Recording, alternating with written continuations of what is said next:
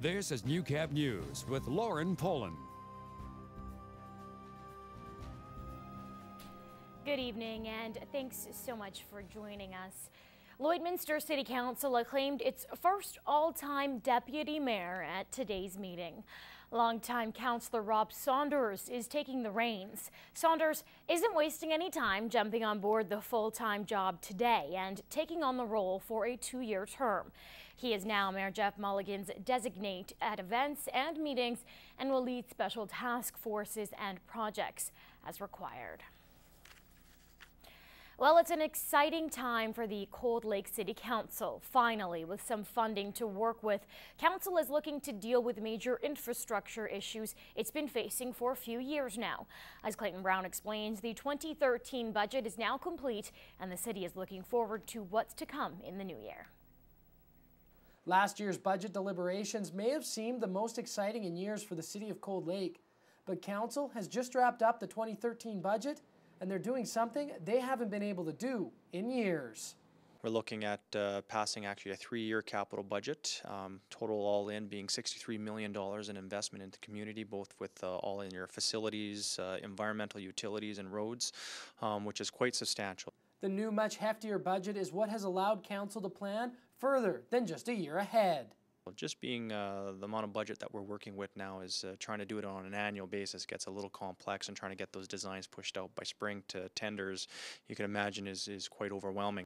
For the second straight year, city taxpayers won't be seeing a tax hike, but what Cold Lake residents can expect is an increase in their utility bills. Council did see the disparity starting to drop between the taxes actually subsidizing utilities, and it's been a policy or implementation of the city is to try to hold that ground as neutral. So in order to hold that revenue and expenses as neutral, we're seeing a 7.5% increase on utilities. Major underground utility work in Cold Lake North is expected to begin in 2013.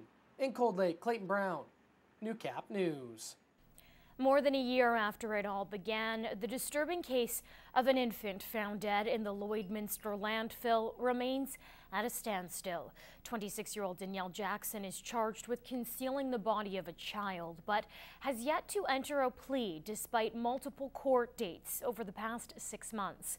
Jackson's case was in court again this morning, with her plea hearing again pushed back to December 17th. This was the scene last November, close to 30 members from across Alberta combing through the landfill, finding the remains of the newborn after a 5-day search. It wasn't until 5 months later charges were laid against Jackson. Well, after a record-breaking enrollment numbers, the Lloydminster Catholic School Division is getting some much-needed provincial dollars to pay for the increase of local school kids. This year alone, the LCSD saw close to a 10% spike in enrollment. Right now, the Saskatchewan Ministry of Education maps its budget off of enrollment numbers from the previous year, which, for booming locations like Lloydminster, creates a shortfall in funding. Our enrollments have been going up significantly. However, we're not recognized for that enrollment growth until 1 year later, so it was putting incredible financial pressures on our school division. The ministry is now kicking in over $146,000 to the LCSD. That funding practically wipes out the school division's projected deficit for the end of this year, which is forecast at $156,000. And the Wainwright Hospital is also getting some provincial attention. A couple of Alberta government officials visited the hospital last week to get a first-hand look at the aging facility. The hospital is 40 years old and is starting to show its age. Residents have been asking for a new facility, seeing how there's no room for expansion. But there is another reason why the town would like a new hospital. Wainwright is home to the Canadian Forces military base.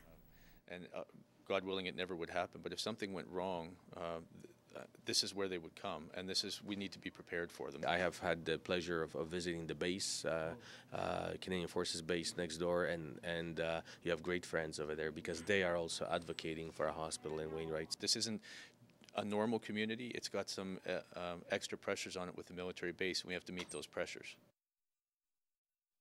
Griffith says the Minister of Defense has written a letter of support for the new hospital, but the feds say healthcare is a provincial issue. As for the future of a new facility, there is no specific timeline as to if or when Wainwright will get another hospital. The provincial government says by the time it tables a budget next year, it will have a clearer picture as to where that project stands. Well, farmers and producers looking to see the next best thing in farming are in for a treat tomorrow. The second annual ADMpharm Expo is underway, and organizers say it will be a one-stop shop for all the latest technology and information under one roof. It's a very cost-effective way to be able to learn a whole lot about what's going on in the farming industry, as well as to be able to come out and they can connect and meet the merchandisers who they talk to on the phones all the time, but don't always get a chance to meet face-to-face. Also in attendance will be keynote speaker Greg Costel, a market advisor for producers in Western Canada. He will speak about market forecasts. The expo will feature 20 vendors and organizers and are expecting more than 200,000 people to attend. Sorry, that's 200 people to check out the event.